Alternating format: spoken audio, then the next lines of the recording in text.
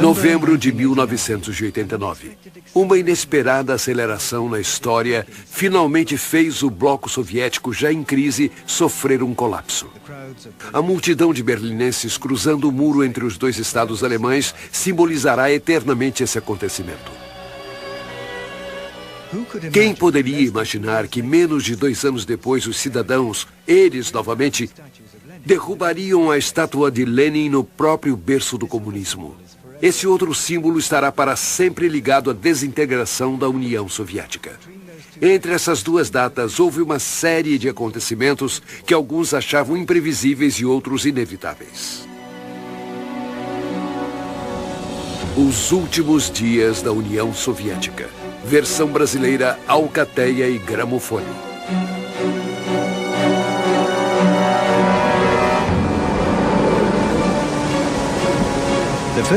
O primeiro acontecimento dessa série teve lugar a 4.000 quilômetros de Moscou, em 2 navios assolados pela tempestade no Mediterrâneo, ao largo da costa de Malta. Era a primeira reunião entre Mikhail Gorbachev, secretário-geral do Partido Comunista da União Soviética, e George Bush, o presidente dos Estados Unidos da América recentemente eleito.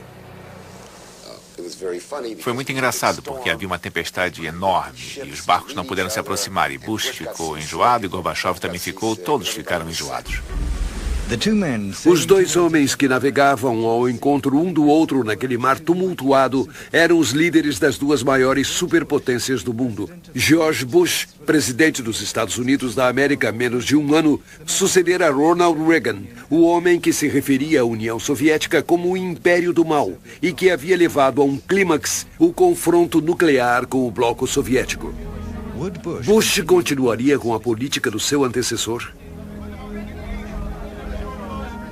Mikhail Gorbachev era secretário-geral do PCUS desde 1985.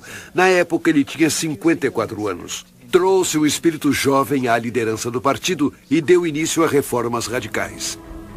Nos assuntos exteriores, ele levantou a cortina de ferro, permitindo que países satélites da União Soviética, tais como a Polônia, a Hungria e a Tchecoslováquia, recuperassem o controle do destino de suas nações. No âmbito doméstico, empreendeu a democratização do país, cunhando 2 lemas revolucionários: Glasnost e Perestroika.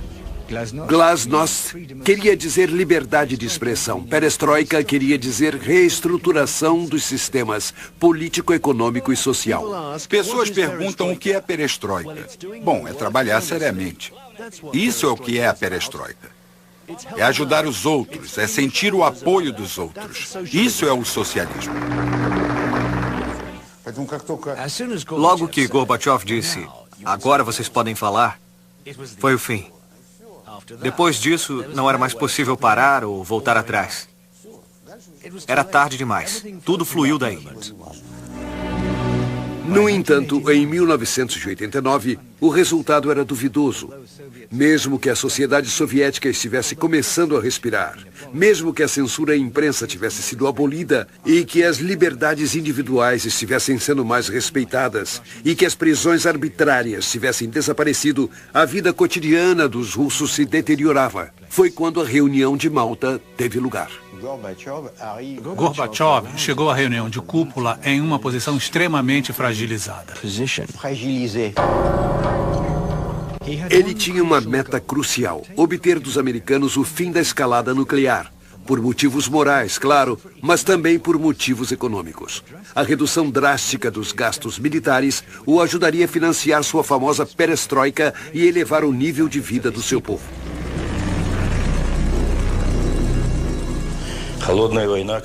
Não só os países europeus, mas o mundo inteiro estava atolado nessa Guerra Fria.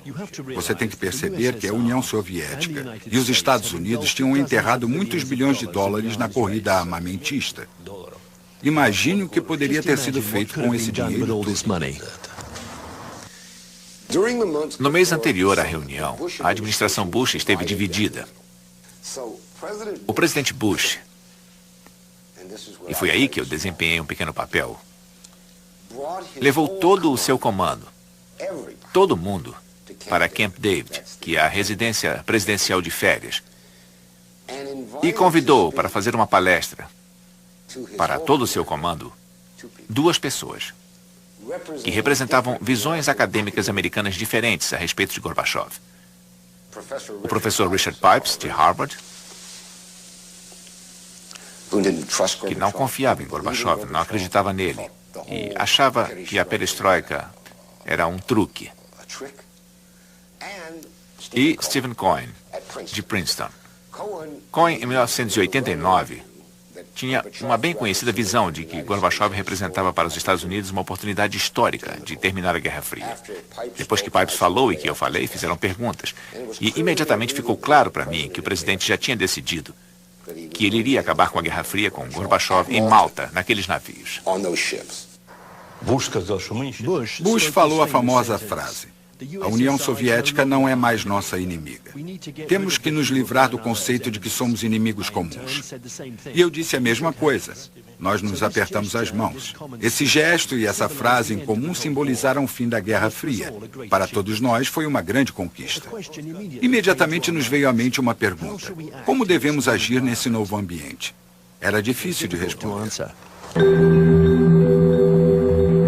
Foi nesse novo contexto político que Mikhail Gorbachev visitou Vilnius, na Lituânia, onde milhares de manifestantes exigiam a independência do país. Gorbachev, acompanhado da esposa Raisa, foi avaliar a situação que estava se tornando perigosa, porque a Lituânia era uma parte integral da União Soviética. Tal como os outros dois estados bálticos, Letônia e Estônia, foram anexados à União Soviética em 1940. Quando Mikhail Gorbachev veio aqui, eu o acompanhei a todos os lugares. Pelas ruas, nas praças e para conhecer os intelectuais. Ele sempre perguntava a mesma coisa: vocês querem mesmo sair da União Soviética? A resposta era sempre um unânime sim. O que mais eles poderiam responder a não ser sim? Era evidente. De volta a Moscou, Gorbachev mostrou outra conclusão de sua viagem aos seus colegas de partido. Quando Gorbachev voltou de Vilnius, ele discursou com entusiasmo. Ele disse: está tudo bem. Eles querem ficar com os russos e pertencer à União Soviética. Não há problema. No entanto, 2 meses depois, a Lituânia declarou sua independência unilateralmente. Pela primeira vez na história da União Soviética, uma de suas repúblicas estava se separando. Era um assunto sério, porque provavelmente seria contagioso. Gorbachev ganha tempo. Segue as regras que ele mesmo se impôs ao subir ao poder.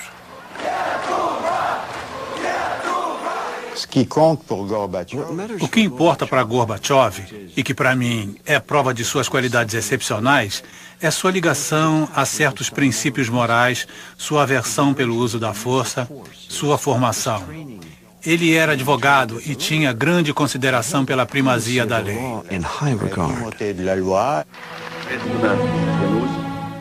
Juro solenemente servir ao povo do nosso país, agir estritamente de acordo com a Constituição. Para continuar suas reformas legalmente, Gorbachev se fez eleger presidente da União Soviética pelos deputados do Congresso do Povo e, ao mesmo tempo, aboliu o monopólio político do Partido Comunista, introduzindo um sistema multipartidário na União Soviética. Tudo tinha que ser reformado radicalmente. Eu tinha consciência disso. Mikhail Gorbachev também pensava assim. Mas ele era mais a favor de fazer melhorias e consertos. Ele costumava me dizer: cuidado, Alexander. Este partido é um monstro. Pode-se perder o controle dele em um instante.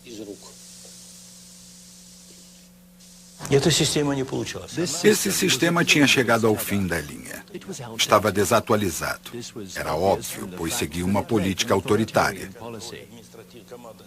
O Partido Comunista e o sistema administrativo exerciam um controle absoluto. Como pode observar, todos os meus passos inovadores foram contrapostos pela nomenclatura. Era sempre a mesma coisa. Em vez de governar os assuntos e implementar a perestroika, o Partido Comunista começou a retardar todo o processo. Certas pessoas achavam que só seria possível acabar com o sistema comunista desmantelando a União Soviética. Eu não entendia isso, não podia aceitar. Pensei que era melhor construir uma união ao estilo da União Europeia. Por isso, preparei um novo plano econômico que deveria ser levado a cabo em 500 dias.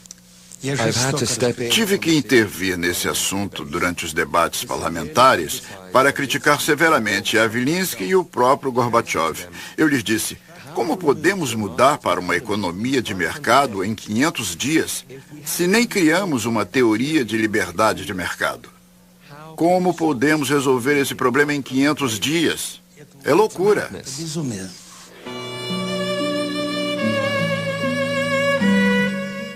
Na verdade, o presidente Gorbachev enfrentava o eterno dilema. Marxismo e capitalismo são compatíveis? Em outras palavras, é possível organizar o mercado livre dentro de uma economia controlada? A perestroika, que deveria resolver isso, não teve o efeito esperado.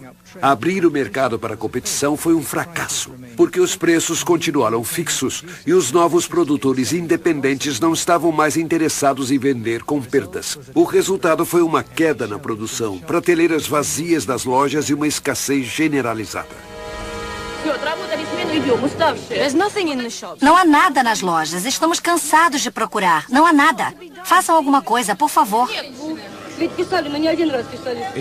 Nós resolveremos o problema.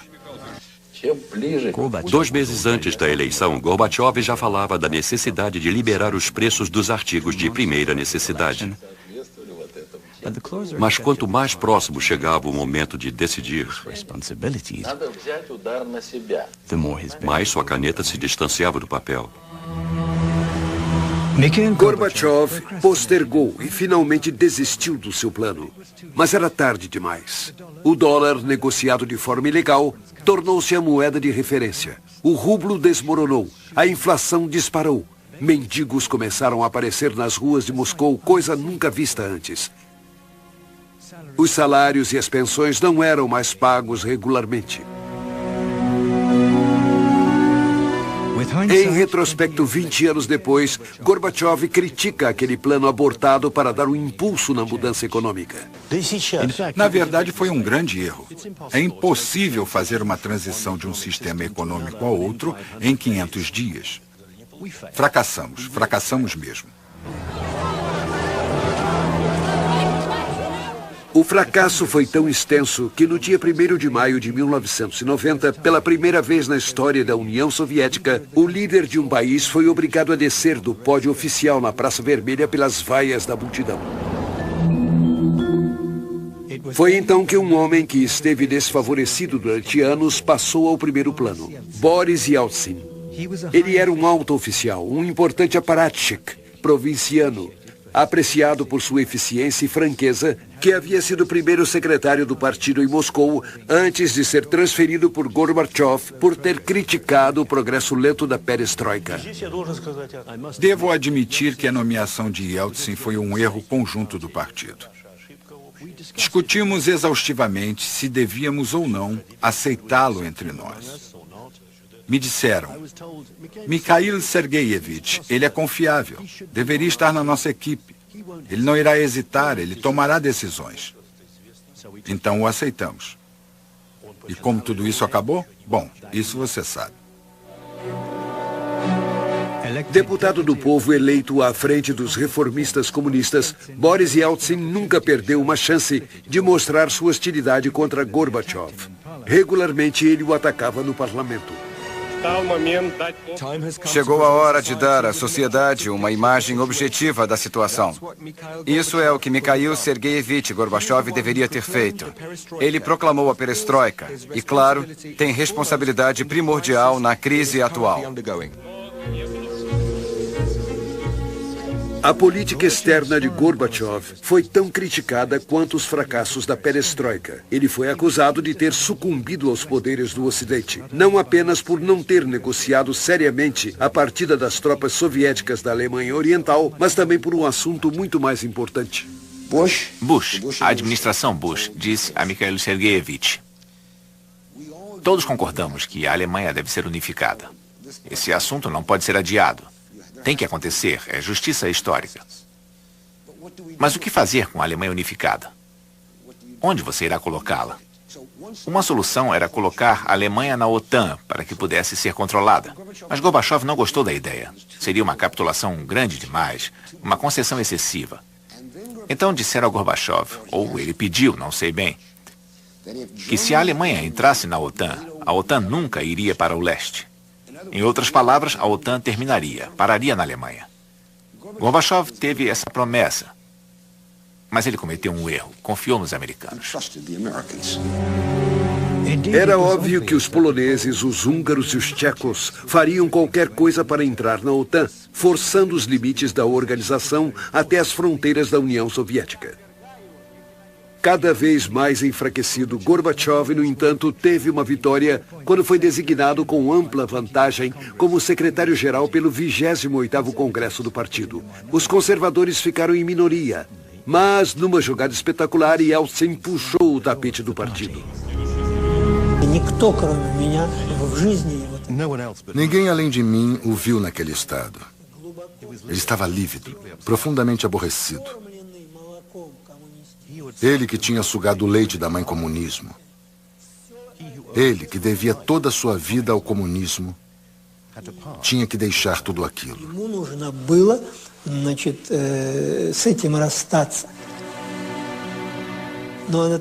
Lembro daquela hora na sala do Congresso no Kremlin. Ele é visto de costas, andando pelo corredor. Ele que tinha sido tão poderoso e implacável, agora estava destruído. Na verdade, andando desse modo, ele estava indo para um novo poder em potencial. No outono de 1990, a situação era a seguinte. Os democratas tinham derrubado Gorbachev depois que ele tinha abandonado o plano de 500 dias. E os comunistas também lhe viraram as costas, alegando: para que você nos serviria depois de tudo que você nos fez? Então ele foi deixado em suspenso. Nesse vácuo, o presidente Gorbachev foi forçado a escolher. Como ele não poderia se entender com Yeltsin, tanto política quanto pessoalmente, ele recorreu aos comunistas, apesar deles o terem culpado de ter quebrado o monopólio do partido. No outono, ele organizou uma nova equipe determinada. Nomeou Boris Pogo como ministro do Interior, Dmitry Yazov como ministro da Defesa e Vladimir Kryuchkov como chefe da KGB. E fez novas concessões para os da linha dura, nomeando Gennady Yanaev como vice-presidente e Valentin Pavlov como primeiro-ministro. Essa mudança de direção foi tão surpreendente que seu mais fiel companheiro de armas, Edvard Shevardnadze, renunciou. Isto é o advento da ditadura. Eu declaro, com plena consciência, ninguém sabe como será essa ditadura, quem será o ditador ou quais serão suas diretrizes. Mas quero dizer uma coisa. Eu renuncio. Faço isso em protesto contra a ditadura. Obrigado.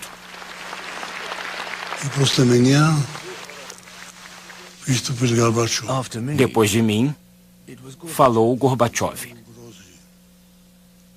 Ele disse: isso não é verdade. Não há ameaça. Se houvesse uma ameaça verdadeira, por que Shevardnadze saberia disso e eu não? Mas minha fonte era confiável. Sabe por quê? Porque eu era ministro de Assuntos Exteriores e 30% a 40% dos diplomatas do ministério trabalhavam para a KGB. Eles sabiam tudo e, naturalmente, me informaram e Gorbachev não queria acreditar em mim. O endurecimento do regime em Moscou fez com que os comunistas conservadores dos estados bálticos partissem para o ataque. Houve manifestações nas ruas de Vilnius e Riga, pedindo que seus países permanecessem no bloco soviético. Entravam em conflito com os separatistas. A tensão aumentava. Havia manifestações com 100 mil a 150 mil pessoas. A vista da multidão se perdia no horizonte. Alguns altos oficiais me chamaram a Moscou e disseram: oferecemos o que for necessário para você sufocar esse movimento. E eu respondi: eu não quero nada. Eu não faria isso. Então essas ofertas terminaram. Em Vilnius, um golpe estava sendo preparado. Havia comandos aguardando apenas uma ordem de Moscou e eles interviriam. Eu vi o presidente Gorbachev chamar Yazov, o ministro da Defesa, e dizer: quanto tempo isso vai durar? Por que não consegue lidar com esse bando de nacionalistas? E Yazov respondeu: Mikhail Sergeyevich, você é o comandante supremo. Dê-me ordens por escrito e amanhã aquela torre de transmissão e tudo em volta não existirão mais.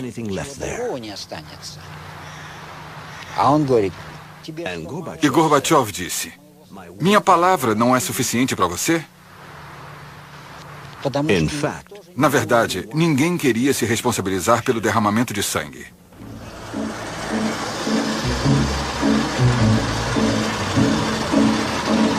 A consequência dessa indecisão nos mais altos escalões do Estado não demorou a acontecer. Os comandos de elite alfa invadiram os edifícios públicos em Vilnius e atacaram os nacionalistas entrincheirados na torre da televisão. Houve 14 mortos e 700 feridos. Acontecimentos semelhantes ocorreram em Riga, com 4 mortes. Gorbachev reagiu imediatamente, fato raro nos líderes soviéticos.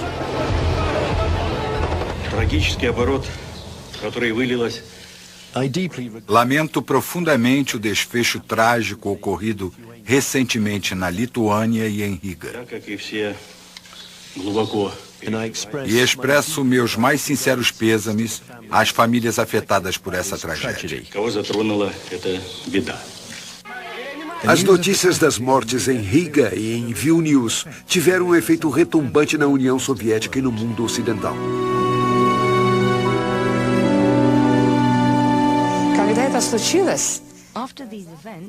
Depois daqueles acontecimentos, o Ocidente, principalmente os Estados Unidos, ficaram preocupados. Temiam que isso desestabilizasse não só os países orientais, que se tornaram independentes recentemente, mas também a própria União Soviética. Lembro dos comentários de George Bush, de Margaret Thatcher e de François Mitterrand naquela época. Eles temiam que esses acontecimentos pudessem impedir a perestroika de Gorbachev. Eles gostavam de Gorbachev, contanto que ele levasse a cabo a esperança que eles tinham em uma verdadeira democratização da União Soviética. Então, para dar mais um passo no longo caminho para a democracia e ganhar novamente o controle da situação, o presidente Gorbachev decidiu organizar um referendo, o primeiro e até agora o último na história do país. Perguntava à população se a União Soviética deveria ser signatária de um novo tratado de união ainda por ser definido. 76% das respostas foram positivas. No mesmo dia, houve outro referendo exclusivamente na Rússia. 70% dos votos foram a favor de estabelecer a função de presidente da Rússia, eleito por sufrágio universal. No dia 16 de junho, Boris Yeltsin fez o juramento. Tinha acabado de ser eleito o primeiro presidente da Rússia. Moscou agora era a sede de duas partes opostas. A da União Soviética, representada por Gorbachev, e a da Rússia, com Yeltsin no comando, encarnando as esperanças do povo russo.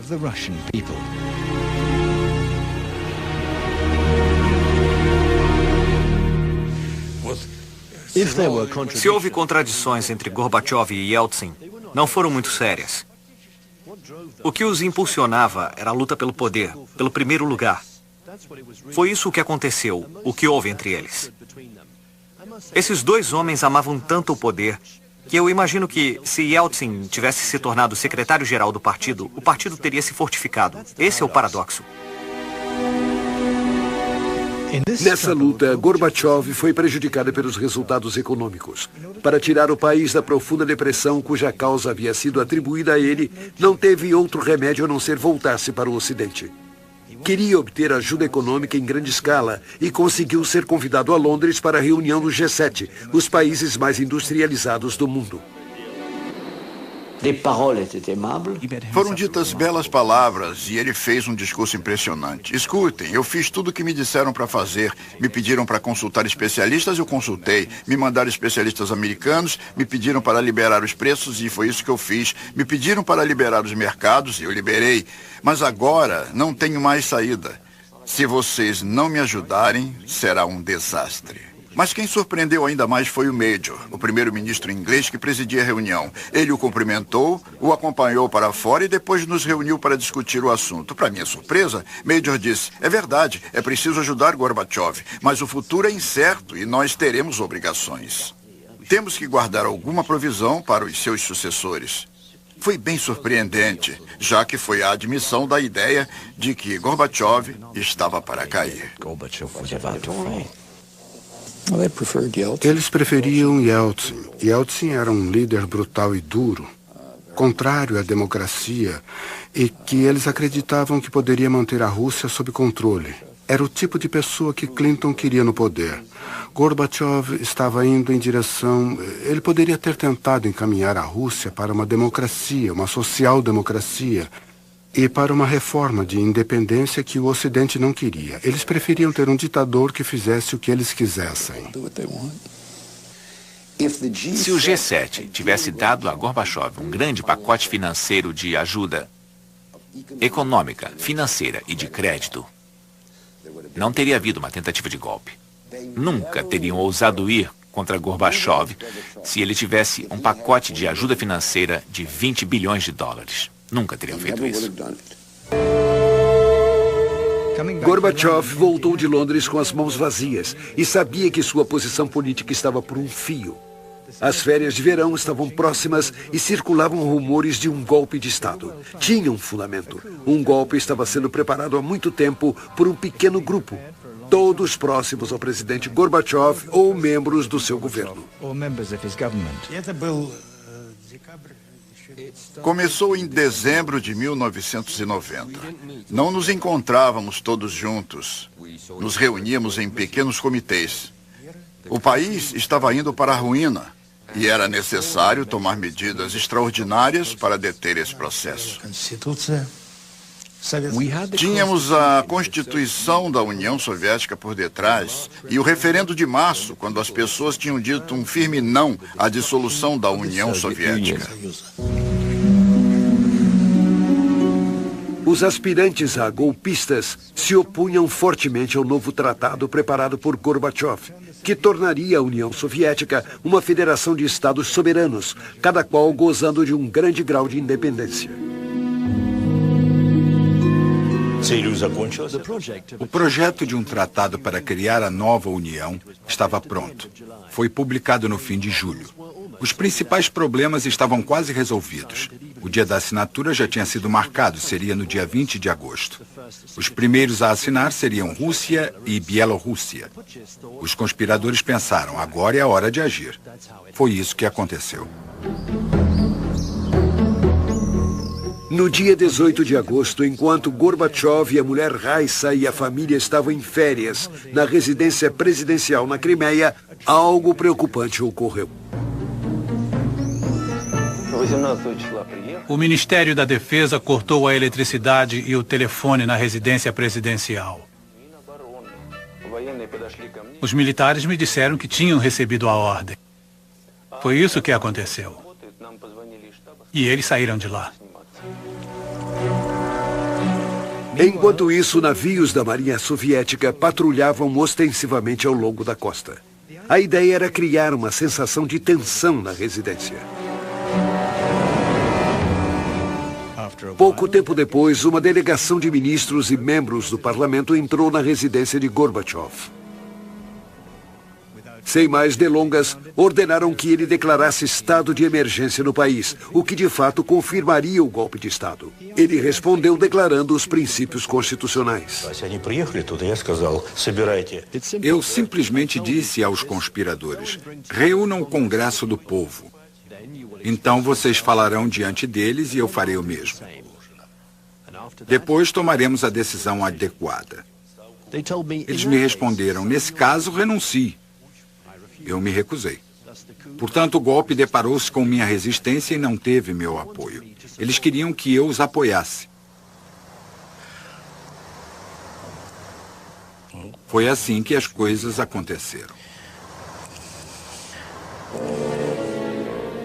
De acordo com um dos conspiradores presentes, o comportamento de Gorbachev naquele 18 de agosto, quando o futuro do regime estava em jogo, foi bem diferente. Eu estava lá e foi assim que Gorbachev se comportou. Ele pegou um pedaço de papel e disse: escreverei ao presidente do parlamento pedindo que reúna o Congresso do Povo. Ele pegou a caneta e um pedaço de papel, mas disse: na verdade, por que eu escreveria? Vocês estão aqui, vão e digam ao presidente para reunir o Congresso. Outro participante entendeu o comportamento de Gorbachev como um encorajamento tácito ao golpe. Tivemos a impressão de que o presidente não nos podia dizer abertamente: vão em frente, deem um golpe, peguem Yeltsin pelos pés e joguem-no onde quiserem. Não, ele nunca disse isso. Mas os presidentes não usam esse tipo de linguagem. Então, os conspiradores entraram em Moscou sem a autorização oficial do presidente Gorbachev e decidiram precipitar os eventos. Declaração dos líderes soviéticos. Devido a Mikhail Gorbachev estar incapacitado por motivos de saúde a exercer suas funções de presidente da União Soviética, conforme a linha 7 do artigo 137 da Constituição, declara-se o estado de emergência. 500 tanques entraram em Moscou. Foi Yezhov, ministro da Defesa, quem dera a ordem. Posicionaram-se em lugares estratégicos, em volta de ministérios, da rádio, na televisão. Rodearam o parlamento da Rússia, a Casa Branca. Os conspiradores, no Kremlin, instituíram a censura, proibiram demonstrações e estabeleceram um toque de recolher. Entraram em contato com Boris Yeltsin, que recusou o convite para juntar-se à ação. Na casa de campo de Yeltsin, nós traçamos um apelo ao povo.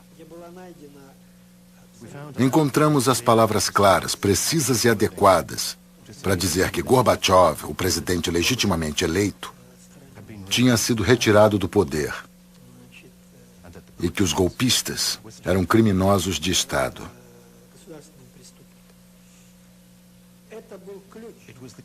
Foi a chave para o que iria acontecer naqueles próximos 3 dias. Aquela simples frase foi uma frase destinada à comunidade internacional e também ao povo dentro de nossas fronteiras.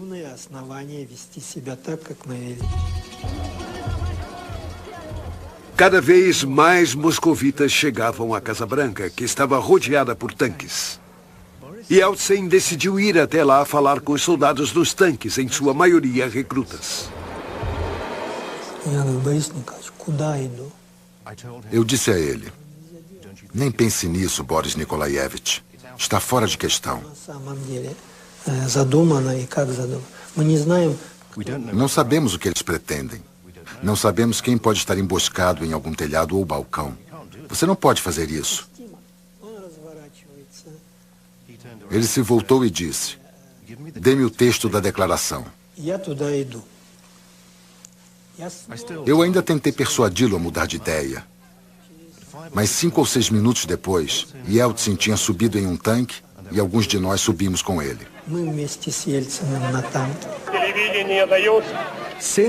Já que não tenho acesso à televisão ou à rádio, lerei isto. Aos cidadãos da Rússia, Na noite do dia 18 para o 19 de agosto de 1991, o presidente devidamente eleito de acordo com a lei foi retirado do poder. Tudo isso nos leva a declarar ilegal esse assim chamado comitê.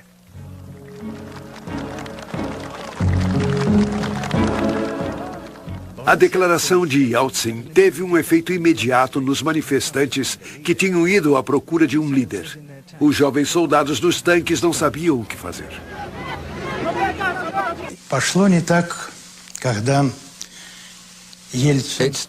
As coisas começaram a ir mal para nós quando Yeltsin e sua comitiva, os Popovs, os Sobchaks, etc., todos traidores nacionais, não há outro nome para eles, levaram cerca de 100 mil pessoas para a frente da Casa Branca. Isso afundou o barco de vez.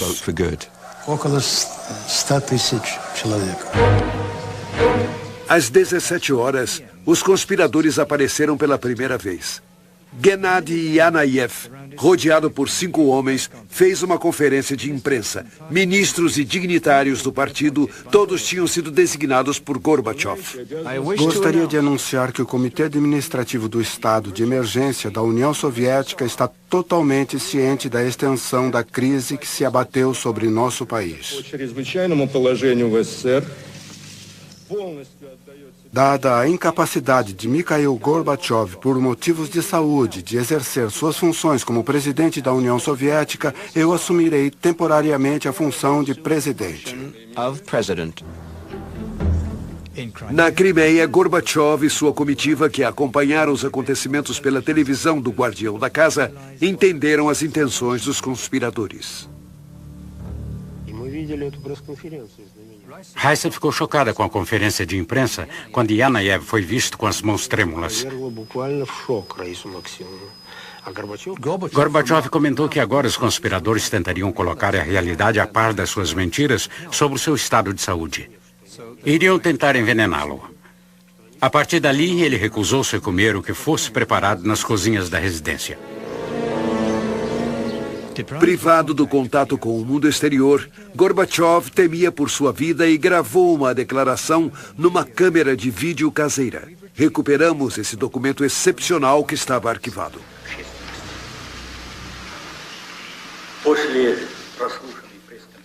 Depois da conferência de imprensa do Comitê do Estado de Emergência, dirigido pelo camarada Yanayev, compreendi que os públicos russo e estrangeiro tinham sido mal informados. Declaro que tudo o que foi dito sobre minha saúde é falso.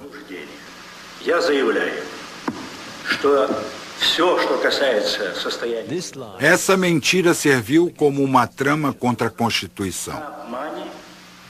O legítimo presidente está sendo impedido de exercer suas funções.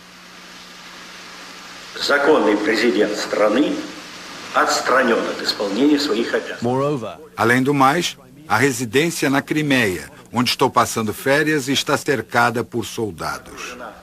Estou preso.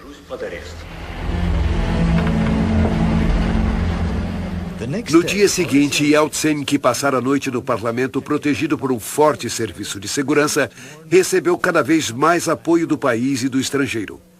Os moscovitas levantaram barreiras em volta dos tanques, cujos ocupantes, que não haviam recebido nenhuma ordem, mostravam sinais de cansaço. Entre os conspiradores, a confusão era total. Um a um tentavam desistir. Todos nós, membros do Comitê do Estado de Emergência, não conseguimos mandar atirar no nosso próprio povo. Não houve guerra civil ou derramamento de sangue. Só um acidente durante a noite quando os tanques começaram a se retirar.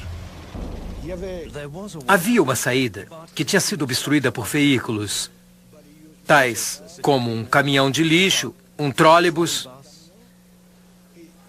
e um caminhão, e atrás deles havia algo, provavelmente tanques, tentando passar.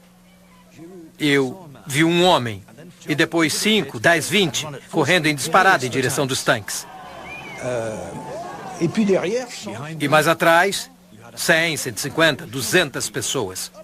Quando alcançaram o tanque, desdobraram o toldo que havia na traseira e o jogaram por cima do tanque. E sem visibilidade, o tanque começou a recuar e, nesse momento, esmagou 2 jovens. E a multidão começou a gritar.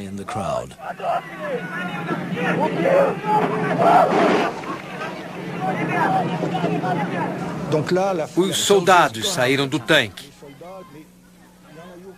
Ninguém foi linchado. Pelo contrário, disseram: irmãos, o que vocês iam fazer? O que vocês iam fazer? Pela primeira vez na União Soviética, as pessoas agiam de acordo com a própria consciência, com o próprio interesse, em vez de seguir ordens coletivas.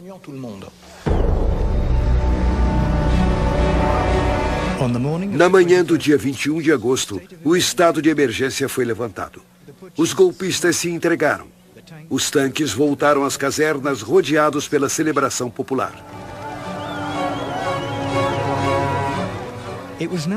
Agora era hora de trazer Gorbachev de volta a Moscou. Em pânico, os golpistas decidiram mandar Vladimir Kryushkov e alguns outros para a Crimeia. Acharam que, estando perto de Gorbachev, poderiam proteger-se das consequências do tumulto que haviam causado. Ao ouvir isso, Yeltsin, que suspeitava de uma possível traição, decidiu mandar seu vice-presidente Rutskoy buscar Gorbachev. Ele então apareceria como o salvador de Gorbachev aos olhos da opinião mundial. Portanto, Yeltsin informou sua iniciativa às embaixadas ocidentais em Moscou. Eu estava em contato com a embaixada francesa de lá, que me informou que um avião iria partir. Eu falei com o embaixador: coloque alguém nesse avião, coloque alguém nesse avião. Esse alguém era um diplomata francês que falava fluentemente o russo. Ele se uniu a Rutskoy e sua equipe e o avião pousou 2 horas depois na Crimeia. Eles foram imediatamente ver Gorbachev. Gorbachev estava protegido por uma pequena unidade que nos levou até ele, sua esposa Raissa e sua comitiva. Os golpistas estavam em volta. Eu lhe disse que estávamos a favor do que ele havia feito e que viéramos ajudá-lo a voltar. O que o deixou bem animado. Sua esposa parecia muito abalada, dava muita pena. Rutskoy lhe disse: viemos soltá-los. O problema era que Kryushkov e seus golpistas ainda estavam lá e também queriam levar o presidente Gorbachev de volta a Moscou em seu avião. Gorbachev nos disse: obrigado, pessoal, mas eles vieram me buscar. Vou no avião deles. Hoje à noite faremos as malas e viajaremos pela manhã. Nós, do grupo de Yeltsin, dissemos: de jeito nenhum, você vem conosco agora mesmo.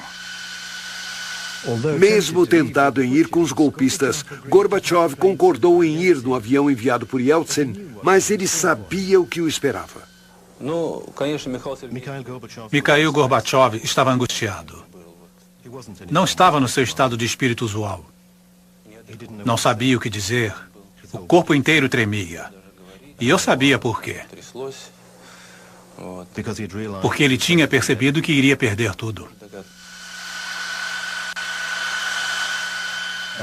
Uma grande delegação de partidários de Yeltsin, o verdadeiro vencedor do golpe, recebeu Gorbachev no aeroporto de Moscou. Ele foi corajoso.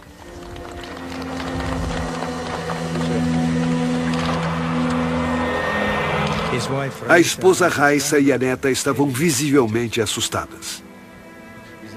Ele condenou vigorosamente o golpe, mas não teve outro remédio senão homenagear seu libertador. Gostaria de expressar minha gratidão ao povo russo e ao seu presidente Boris Yeltsin por sua postura firme contra esse movimento.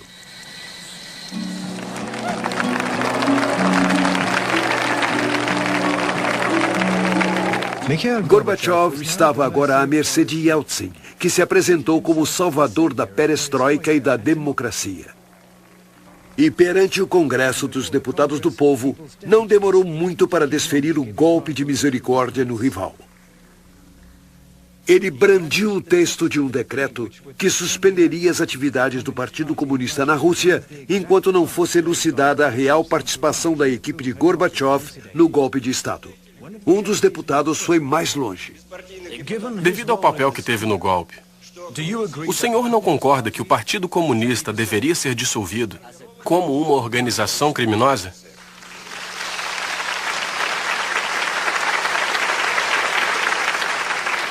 Ну что же, вопрос поставлен в предельно откровенной форме. Já que a pergunta foi tão direta, responderei da mesma forma. Когда вы говорите партию запретить как преступное... Quando o senhor fala da dissolução do Partido Comunista como uma organização criminosa, eu não concordo em absoluto. Proibir simplesmente o partido seria um erro da parte do governo e do presidente democrático. Nesse ponto ocorreu uma cena incrível. Yeltsin subiu a bancada. Ele queria que Gorbachev assinasse o decreto com ele. O presidente resistiu. Yeltsin insistiu. Gorbachev recusou. Yeltsin voltou à sua cadeira e... Camaradas, para terminar com isso, permita-me assinar o decreto pondo um fim à atividade do Partido Comunista Russo.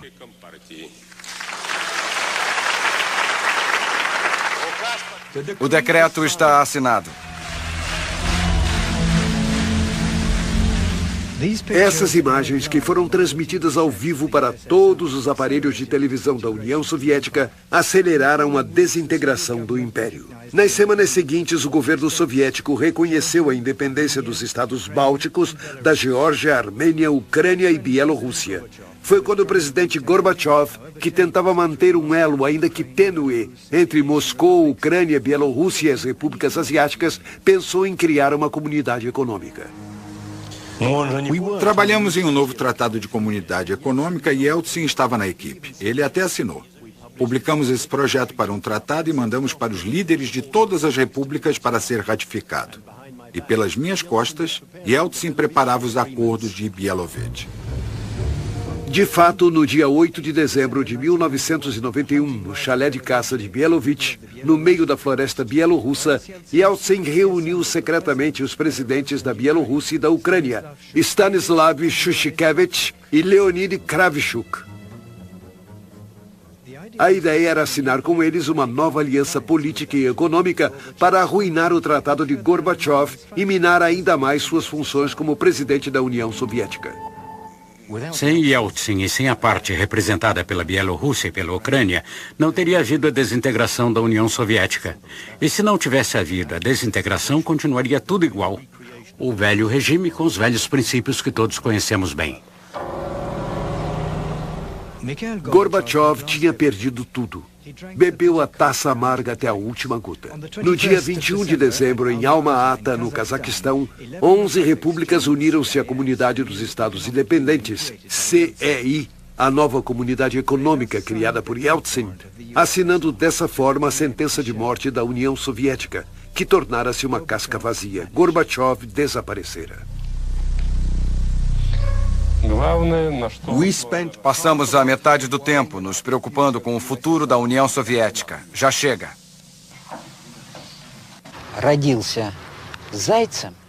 Uma lebre, quando nasce, nunca se tornará um lobo ou um leão. Entende? Qualquer que seja a mentalidade ou a inteligência dessa lebre, sempre será uma lebre. Um lobo ou um leão podem não ser muito inteligentes, mas podem, em questão de segundos, destroçar seu pescoço.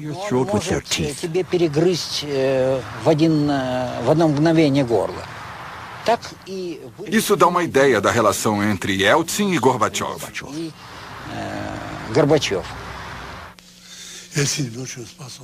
É verdade que Yeltsin era um homem muito capaz. Seu único defeito, ele bebia. Se você o visitasse pela manhã, ele conversaria normalmente. Mas à tarde, ele já estava bêbado. E se a vodka não estivesse gelada, ele gritava para os assistentes: por que a droga da vodka não está gelada?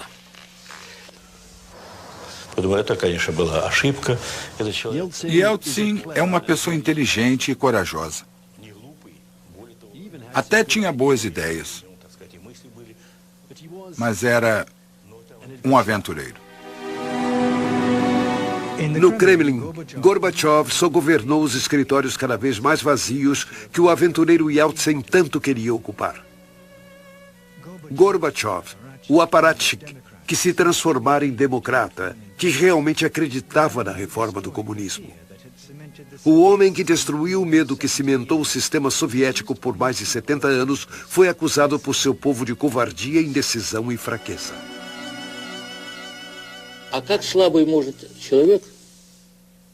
Mas como um homem tão fraco poderia ter iniciado a perestroika? Diga-me. Como poderia ter iniciado uma mudança no regime social? A glasnost, a democratização, a vida parlamentar, o fim da Guerra Fria, o fim da repressão política, o fim da repressão religiosa. Como? Diga-me, percebe o emaranhado de contradições em que nos encontrávamos na época? No dia 25 de dezembro de 1991, às 7 da noite, abandonado por todos, Gorbachev leu sua carta de renúncia.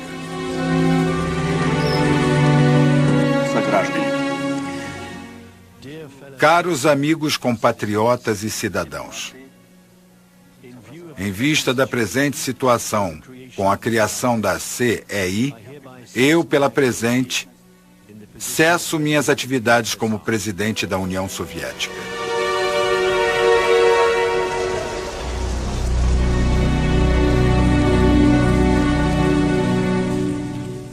A assinatura de Mikhail Gorbachev no final de sua carta de renúncia ainda nem estava seca e ali perto, no Kremlin, a bandeira da União Soviética estava sendo arriada. Havia tremulado por 74 anos sobre o maior império do século XX. Foi substituída pelas 3 cores da Rússia. Uma nova era começava, com as promessas de democracia, desarmamento global e o respeito pelos direitos humanos. O tempo passou e sabemos o que sobrou disso.